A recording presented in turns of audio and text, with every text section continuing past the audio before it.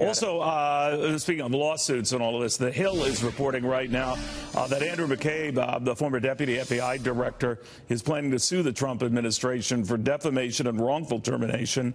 McCabe's lawyer is telling reporters that McCabe is also considering filing other civil claims. This, of course, on the heels of the Inspector General, an Obama-era appointee, recommending a criminal inquiry into charges that Andrew McCabe lied to federal investigators no fewer than 3 times, actually 4 times, but 3 times to federal investigators. Each time you're found guilty of doing so would land you in the slammer for 5 years. Now, so we're following all of these developments and getting the read from Chris Swecker, the former FBI assistant director. All right, Chris, things are moving pretty fast and furiously here, but I would imagine in this environment, the idea of wrapping up anything anytime soon is out, but I'm no lawyer. What do you think? Well, Giuliani's great, but he hasn't darkened the door of a courtroom in about 20 years. I don't think he's going to move the dial one way or the other. I work directly under Special Prosecutor or Special Counsel Mueller. I know how he operates. He's not going to let anybody stampede him into an early or bringing this case to an early conclusion. And that's not to say he's not working quickly. He's just working his own pace. I do think something's going to happen over the next month or two. When you say something's going to happen, what do you mean?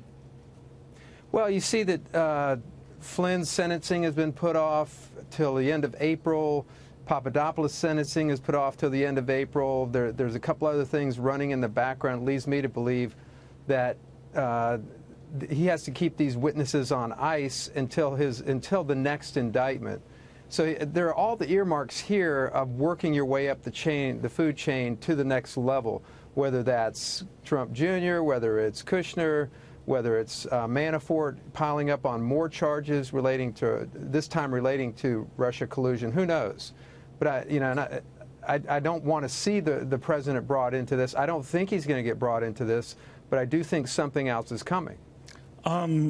You know, much was made of this Bloomberg story and then reported elsewhere that Rosenstein had told the president last Thursday, I believe, you are not the target of this investigation. They didn't rule out the possibility, I guess, on a technicality, you could be down the road, but that you're not. Now, he volunteered that information.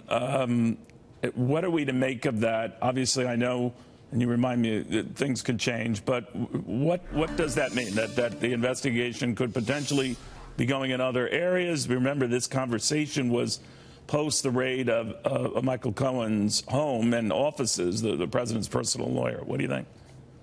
I'm a little skeptical. It's a matter of semantics.